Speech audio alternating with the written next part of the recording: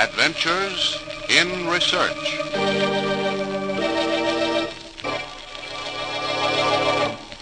And how's business these days? Fine, just fine. I'd say I'm holding my own ever since I put in this machine here.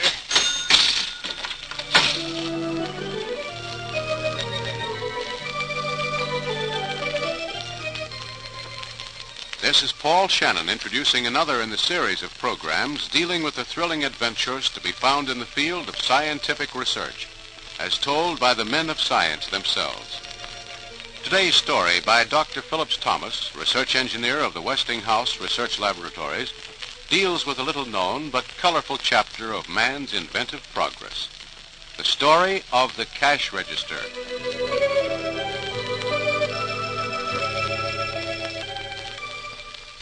Throughout the ages, back since the beginning of time, man has been faced with two basic problems. How can I acquire possessions? And having acquired them, how can I keep a record of them? Let everyone know they belong to me. How far back in history does counting go? Well, let's see what the historians tell us. Primitive man had his own methods of counting. He was able to distinguish the difference between a large number and a smaller one, and in time developed what you call a number sense. Man used his fingers for counting at first. Later he used pebbles. The ancient Babylonians registered contracts, custom duties, bonds, even receipts on clay tablets which were baked in the sun. As long ago as 2637 B.C., the Chinese are said to have used an abacus, a counting table with little sliding balls. A form of abacus is still in use today in China, India, and in Japan. Along in 1642, a Frenchman devised a crude machine for counting. It added figures and even gave a total. And later, around 1820, another Frenchman made counting history by producing the world's first commercially successful calculating machine. It added, subtracted, multiplied, and divided. 4 operations. Then followed the first adding machine. And the comptometer was a further step in the march of mechanical accounting. And right here is where we'll pick up our story in the history of accounting. During a period that was rich in American mechanical progress, the Reconstruction era following the Civil War. Aboard a ship bound for Europe, a nattily dressed man makes friends with the chief engineer. My name's Ritty, James Ritty, from Dayton, Ohio. Oh, glad to meet you, Mr. Ritty. Hope you're enjoying the trip. Yes, I am.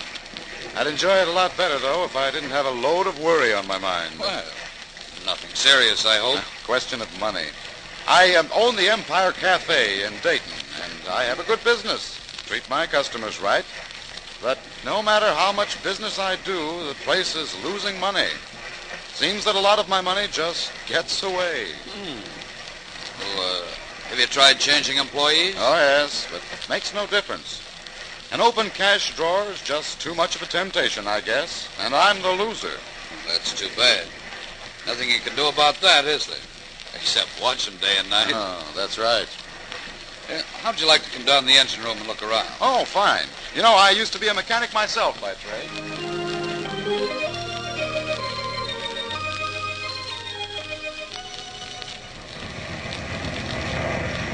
How do you fellas stand all this noise? Oh, we get used to it. I see you're looking at our pride and joy. The mechanism that records the revolutions of the propeller and does it automatically. Yes, automatically. Ship's propeller. Machinery does the whole thing. Oh. Huh? Hey, Mr. Ritty, you look as though your mind was 1,000,000 miles away. The movements of a ship's propeller can be recorded. Why couldn't the same thing be done in the movements of sails in my cafe? A machine to keep records mechanically. Oh, I'm sorry. I was thinking, I guess. That's all right. You know, I've just had a tremendous idea. One that might solve my troubles, losing money at the cafe. I think I'll just cut short my trip and hurry back to Dayton and work on it. My brother John's a mechanic. He can help.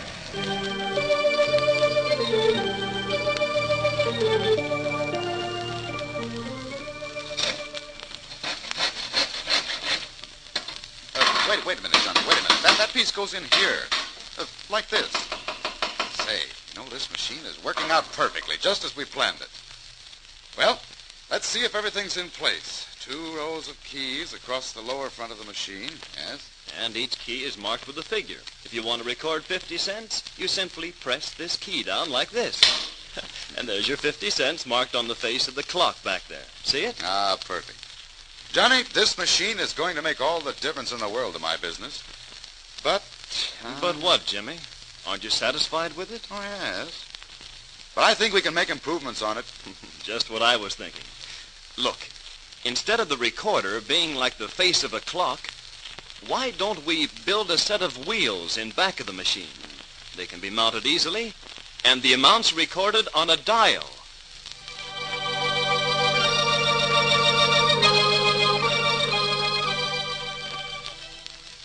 Well, there you are, Jimmy. Works perfectly. And I think it's all right, but... So do I, but we can do better. I've an idea, Johnny. Look, instead of the dial amount indicator there, why don't we substitute a tablet form? Small plates with the same money values as the keys. You see what I mean? Sure, good idea. The plates could be connected with the indicators by rods. Vertical sliding rods. Then, as you press the key down, the indicator rod, which would be resting on the key, would raise up until the indicator showed through the opening here in the top of the machine. Right. And that opening can be covered with glass to keep out the dust. And alterations. Johnny, I think we're on the right track. Let's start work on it right away.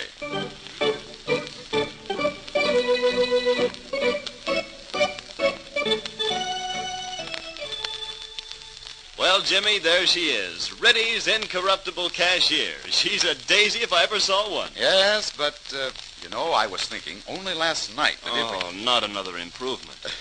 Yep.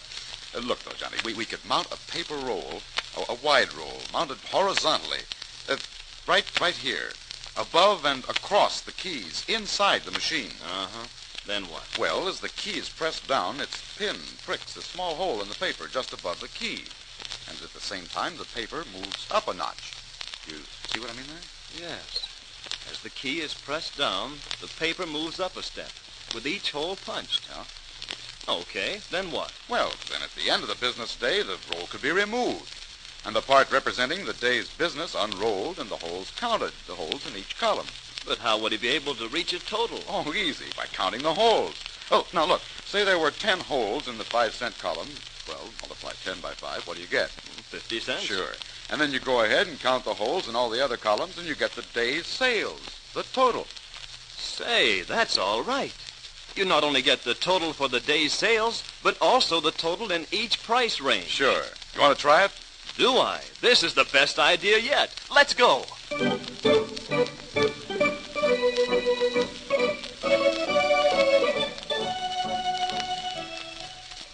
The paper roll machine was the first cash register to be put on sale. But James Ritty encountered hard sledding when he tried to build up a cash register business. In 1883, the two brothers decided to sell out.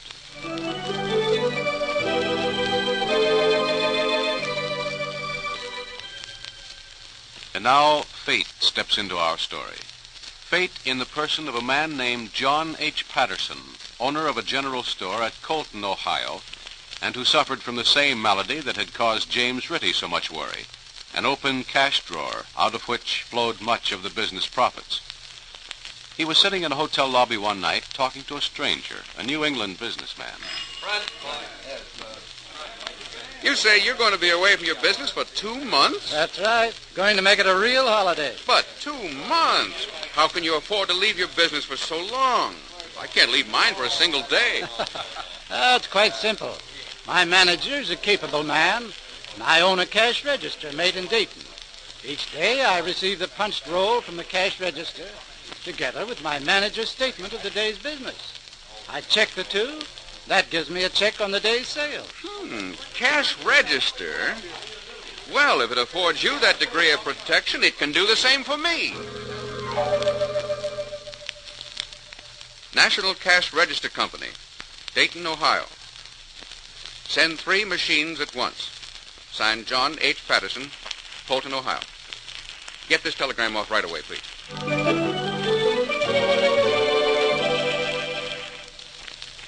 Frank, as my brother and business partner, I think you'll agree it was a smart move to install those cash registers.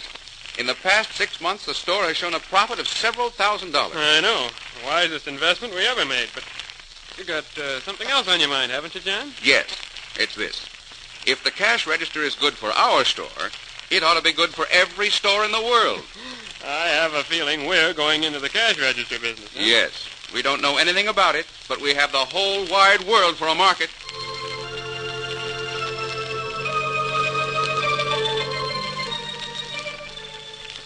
Thinking, planning, and doing were all one and the same thing to dynamic John H. Patterson. The year 1884 saw him at 40 years of age, embarking on a new vocation, assuming control of the National Cash Register Company.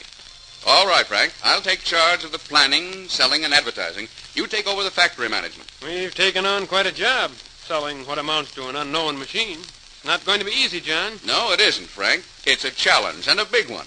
But I'm convinced that we can do it. We've got a factory, small to be sure, but it's a start. 13 employees and 2 types of cash registers to market. Now, let's go to work and create a demand for them. Get all our salesmen together for a meeting. We'll call over our opposition problems, talk them over, find a way to solve them. Bring a problem out in open form and you've got it half licked.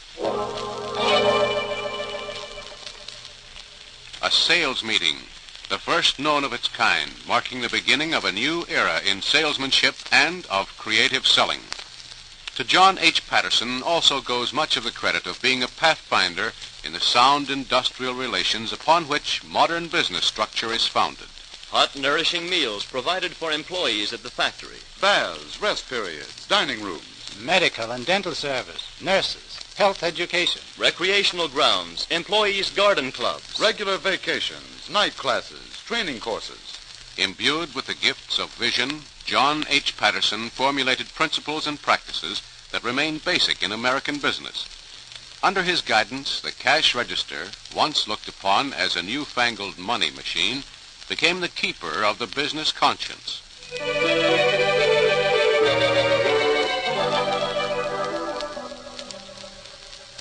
Yes, the cash register, invented by James Ritty back in 1878 and given to the world by John H. Patterson, created a new era of business honesty and efficiency.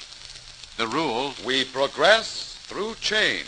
still applies today throughout the National Cash Register Company. With the discovery of new processes, new principles and materials, fresh horizons are opening for their application in electronics and chemistry. And research goes on constantly, seeking new ways to serve the cause of progress.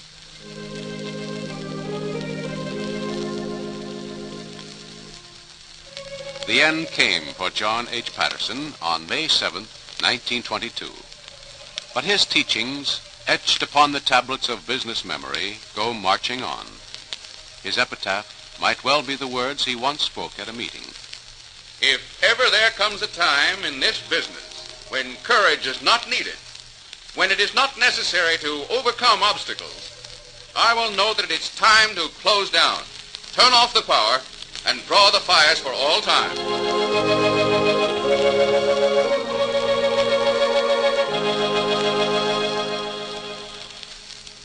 And that's today's story by Dr. Phillips Thomas, research engineer of the Westinghouse Research Laboratories.